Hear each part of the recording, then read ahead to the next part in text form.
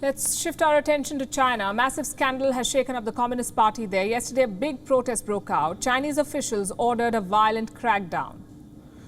We're about to show you some pictures. They're disturbing. We advise viewer discretion.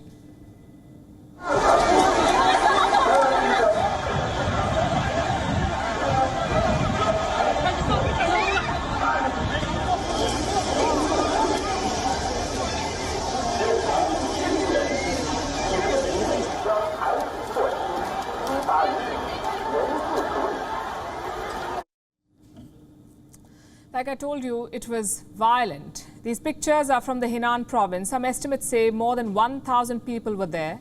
They were protesting against the local government. So they were beaten up and dragged away. We hope they're safe. It's rare to see so many people protesting in China. Perhaps these people had no choice. Their life savings are at risk. This crisis began in the month of April. It started with 4 small banks. They began running out of cash. There were bank runs. So these banks stopped all withdrawals. All bank accounts were frozen. Even if you had the money in the bank, you could not take it out. And since then, the depositors have been running from pillar to post. They have one ask. They want their own money back. But they've not had much success.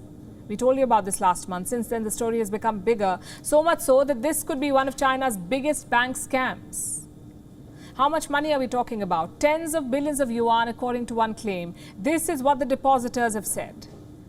And as always, China is silent about the specifics, so we don't really know how deep the rot is. But we do have some idea as to who is behind it. A private investment firm. The name of this company is Henan Shinkaifu Group. The firm has stakes in all these 4 banks, and it could have lost the money of its depositors.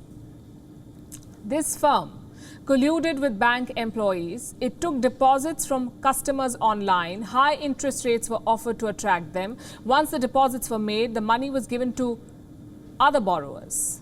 And that's standard practice for any bank. They take deposits from you. Then using that money, they give out loans to other people. But in this case, the money was loaned to risky borrowers.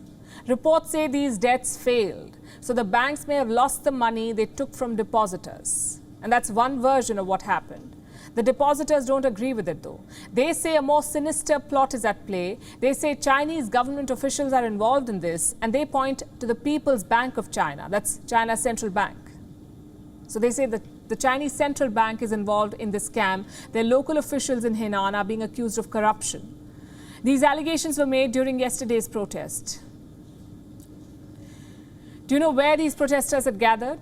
This building you see, it belongs to China's central bank. This is their local branch in Zhengzhou. Zhengzhou is a city in Henan. The protesters were carrying some banners. One of them was in English. It said, "No deposits, no human rights." There was another banner. It said, "Against the corruption and violence of the Henan government." The protesters said Chinese officials are working with, quote-unquote, the mafia to suppress protests. They could be referring to these men, seen with the local police in plain clothes, and they played an active role in the crackdown. This is one of the largest protests that China has seen since the pandemic. It wasn't the first one, though. These depositors have protested twice before. Each time they faced a state crackdown. So the protesters tried a different strategy this time. Reports say most of them arrived at the protest site as early as 4 a.m. Why did they turn up so early? To avoid being intercepted by local authorities. And they had some success too. But then they faced a crackdown. Some ended up with injuries. Many were taken to makeshift detention sites.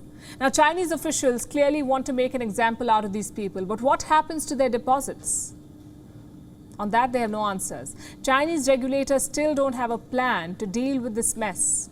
In fact, I have their statement with me. Let me tell you what they're saying. Authorities are coming up with a plan to deal with the issue, which will be announced in the near future. That's all they have. That's as vague as it gets. The focus right now is to end the protest, but the people who face the prospect of losing all their savings say they will not back down. We haven't heard the end of this. WION is now available in your country. Download the app now and get all the news on the move.